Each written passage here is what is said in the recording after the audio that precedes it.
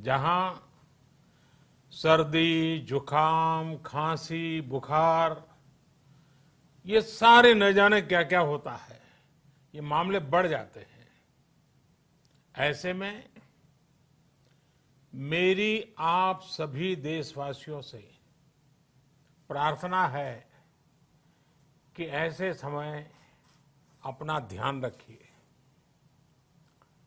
साथियों,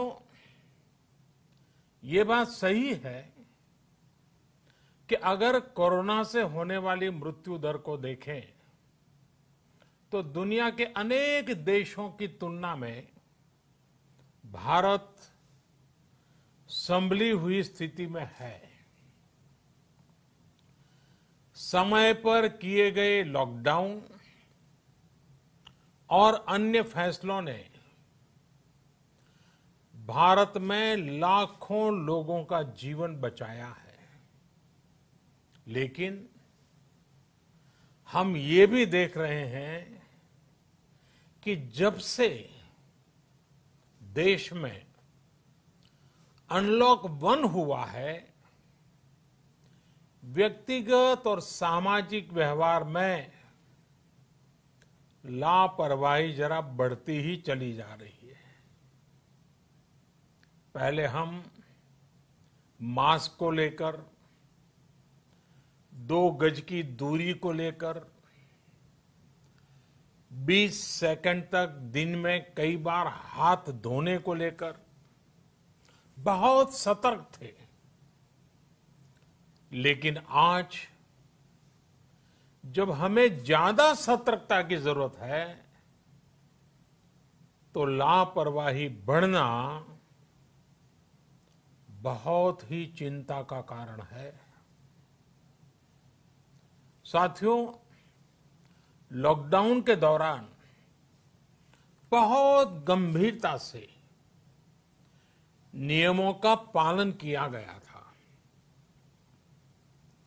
अब सरकारों को, स्थानीय निकाय की संस्थाओं को, देश के नागरिकों को फिर से उसी तरह की सतर्कता दिखाने की जरूरत है।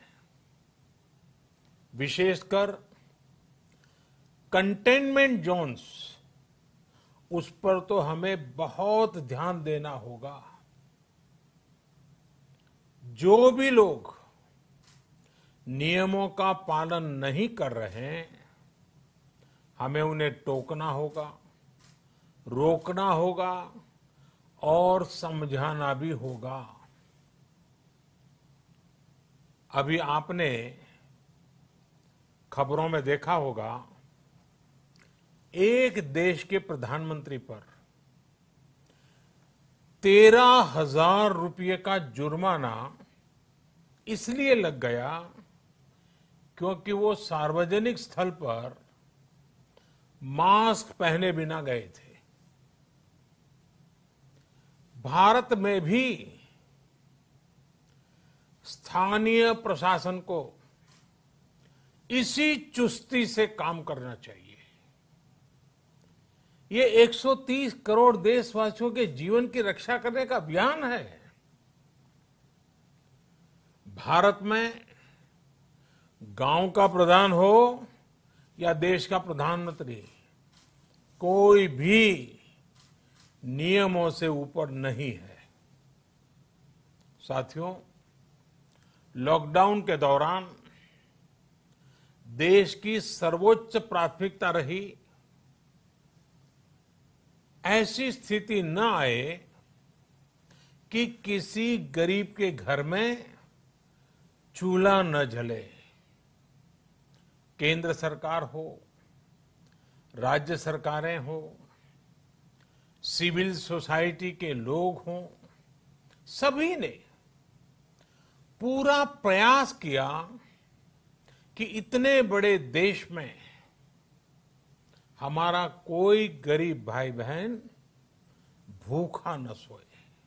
देश हो या व्यक्ति, समय पर फैसले लेने से, संवेदनशीलता से फैसले लेने से किसी भी संकट का मुकाबला करने की शक्ति अनेक गुना बढ़ जाती है। इसलिए लॉकडाउन होते ही सरकार प्रधानमंत्री गरीब कल्याण योजना लेकर आई। इस योजना के तहत गरीबों के लिए 2.25 लाख करोड़ रुपए का पैकेज दिया गया। साथियों, बीते 3 महीनों में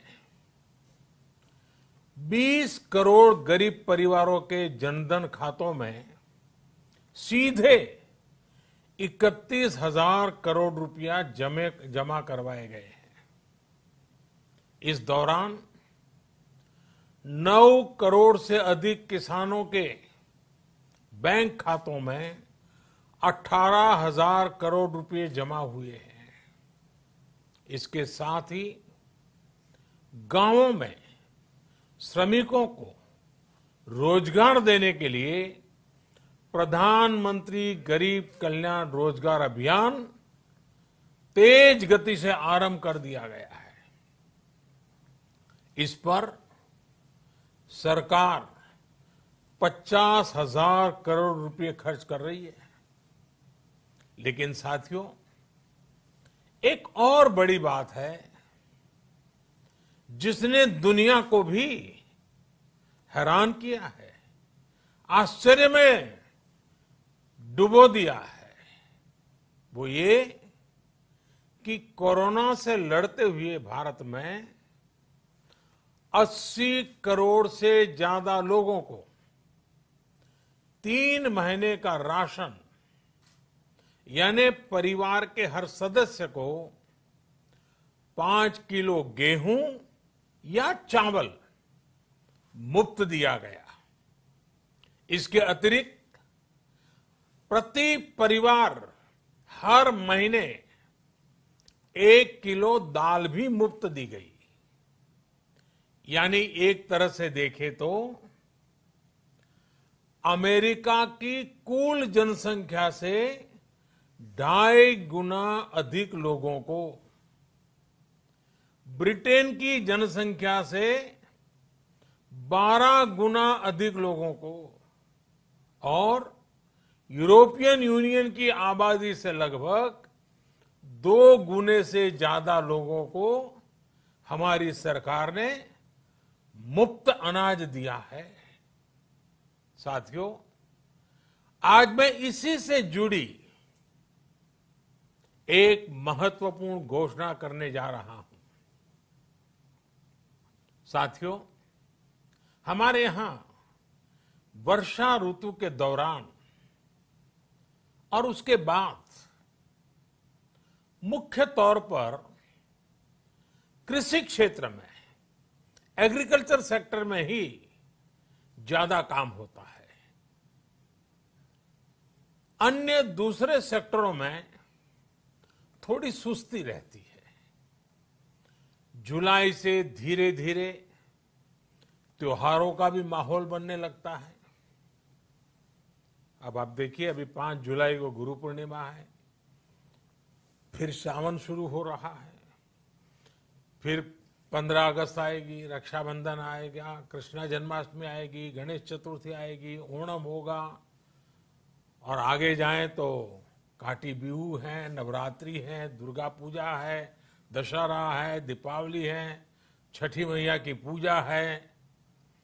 त्योहारों का ये समय जरूरतें भी बढ़ाता है, खर्च भी बढ़ाता है। इन सभी बातों को ध्यान में रखते हुए ये फैसला लिया गया है कि प्रधानमंत्री गरीब कल्याण अन्न योजना का विस्तार अब दिवाली और छठ पूजा तक, यानी नवंबर महीने के आखिर तक कर दिया जाएगा। यानी 80 करोड़ लोगों को मुफ्त अनाज देने वाली ये योजना अब जुलाई, अगस्त, सितंबर, अक्टूबर, नवंबर में भी लागू रहेगी। सरकार द्वारा इन 5 महीनों के लिए 80 करोड़ से ज्यादा गरीब भाई बहनों को हर महीने परिवार के हर सदस्य को 5 किलो गेहूं या 5 किलो चावल मुफ्त मुहैया कराया जाएगा और साथ ही प्रत्येक परिवार को हर महीने 1 किलो चना भी मुफ्त दिया जाएगा। साथियों, प्रधानमंत्री गरीब कल्याण अन्न योजना के इस विस्तार में 90,000 करोड़ रुपए से ज्यादा खर्च होंगे और अगर इसमें पिछले 3 महीने का खर्च भी जोड़ दें तो ये करीब करीब 1.5 लाख करोड़ रुपया हो जाता है। अब पूरे भारत के लिए हमने एक सपना देखा है। कई राज्यों ने तो बहुत अच्छा काम भी किया है। बाकी राज्यों पर भी हम आग्रह कर रहे हैं कि इसको काम को आगे बढ़ाएं। और काम क्या है? अब पूरे भारत के लिए एक राशन कार्ड की व्यवस्था भी हो रही है, यानी एक राष्ट्र एक ration card, one nation one ration card. इसका सबसे बड़ा लाभ उन गरीब साथियों को मिलेगा जो रोजगार या दूसरी आवश्यकताओं के लिए अपना गांव छोड़ करके कहीं और जाते हैं, किसी और राज्य में जाते हैं।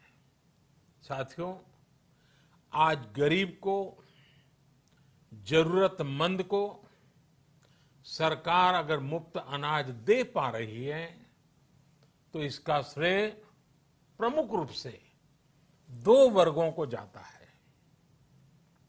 पहला, हमारे देश के मेहनती किसान, हमारे अन्नदाता, और दूसरा हमारे देश के ईमानदार टैक्स पेयर। आपका परिश्रम, आपका समर्पण ही जिसकी वजह से देश ये मदद कर पा रहा है। आपने देश का अन्न भंडार भरा है, इसलिए आज गरीब का, श्रमिक का चूल्हा जल रहा है। आपने ईमानदारी से टैक्स भरा है, अपना दायित्व निभाया है, इसलिए आज देश का गरीब इतने बड़े संकट से मुकाबला कर पा रहा है। मैं आज हर गरीब के साथ ही देश के हर किसान, हर टैक्स पेयर का हृदय से बहुत बहुत अभिनंदन करता हूं, उन्हें नमन करता हूं।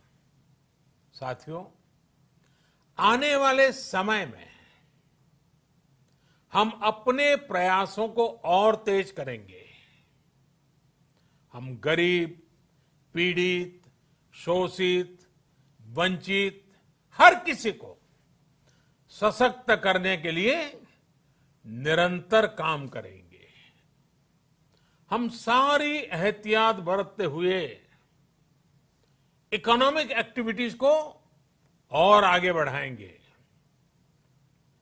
हम आत्मनिर्भर भारत के लिए दिन रात एक करेंगे। हम सब लोकल के लिए वोकल होंगे।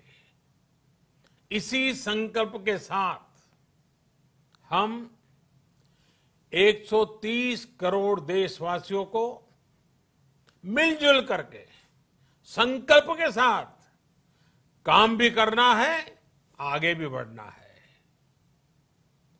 फिर से एक बार मैं आप सबसे प्रार्थना करता हूं, आपके लिए भी प्रार्थना करता हूं, आपसे आग्रह भी करता हूं, आप सभी स्वस्थ रहिए, 2 गज की दूरी का पालन करते रहिए, गमछा, फेस कवर, मास्क ये हमेशा उपयोग कीजिए, कोई लापरवाही मत बरतिए। इसी आग्रह, इसी कामना के साथ मैं आप सभी को बहुत बहुत शुभकामनाएं देता हूं।